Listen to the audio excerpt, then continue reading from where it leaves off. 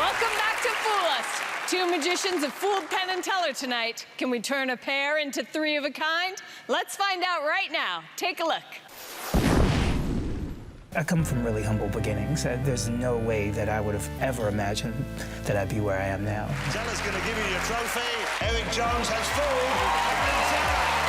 I've been able to work literally all over the globe.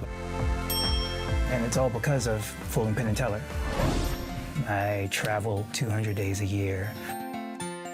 This whole thing is to make sure that I'm giving my son the best life I can so that he doesn't have to struggle the same way I did.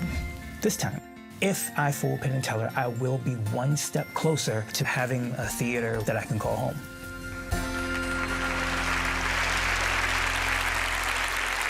With two randomly selected audience members, please welcome the always money, Eric Jones. Good evening, ladies and gentlemen. Penn and Teller, thank you so much for having me back. Hey, how are you? I'm Eric, you are? Avery. Avery and? Irina. Irina. Guys, I want to show you something really cool with some really simple props, and I hope you enjoy it. The first thing I want to show you is a little lighter. Irina, do you know how to operate a lighter? Would you mind showing the audience? Give her a round of applause. Nobody's ever done it better. The other thing I want to show you lives inside of my Italian men's carry-all. Tell me, do you see anything inside? Yeah, pieces of paper. Pieces of paper, yeah? It's hard to count exactly how many there are, but I'll dump them out that way you can see everything. Watch. Take a look at them. These are what I like to call wish paper. You can examine it. Anything that you wish for can become available. Now, I know we're in Vegas, so what would you wish for? $1 million. That's a little small for $1 million, but we can try. We can try. Let's start off with something really small. You can place that piece of paper down, but if you don't mind, give it a little flick. And if you watch, that is one solid silver American half dollar. Thank you. Now, maybe you didn't know what to expect, so I'll do it again. We'll place another wish with another piece of paper. If you please, go ahead and give it a light. Bring your hand down just a little bit more, and if you watch, that is a second. But they say good things happen in threes. So we'll try it once more with this little guy. Go ahead and give it another little flick, and watch as the magic happens at the very fingertips.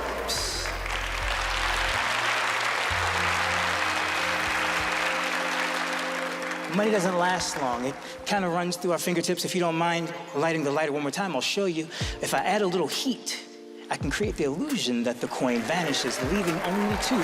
Make sure nothing goes up the sleeves as we try it again. Give it another light, and watch the next one as it completely vanishes, leaving us with only one. Now, I want to use the last piece of paper to make a very special wish, to send the money home. So if you could, give it a little light. There's the wish. If you don't mind, you can hand me that. Awesome.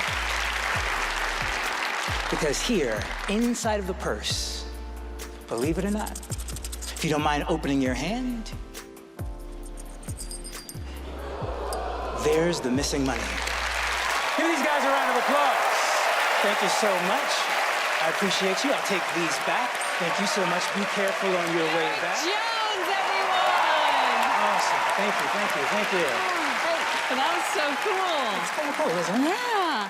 How long have you been into coin magic? I've been in magic altogether for almost 20 years. I started with coin magic, and it's carried me throughout my entire career. Thank you. Do you have a large collection of coins? Well, Bitcoin is what I'm working on now. Ooh. But, you know, I do have a halfway decent-sized collection of coins, yeah. So how has your life changed since you've been on Fool Us? You know, since the first time I was on Fool Us, I was able to pick up management. You know, I've been doing shows for years, but now my management has been able to hone in and get me higher-paying gigs, and it got me back here again, so that's been kind of cool. So, yeah, it's been a lot of fun, a lot of fun. Yeah. So you must perform all the time now. It's a pretty extensive schedule, but it's, you know, it's what I ask God for. Yeah. You know? And when you're touring that much, do you have time to practice? Or just practice? There's nothing but time for practice. You know, I started off, I used to practice while I was at work between 10 and 12 hours a day. Now I've got it down to the point where I'm just using certain techniques just to, for muscle memory. But, you know, but stuff like this makes it a lot easier. Yeah. Well, let's go to the boys. Awesome. Penn Teller. Philadelphia.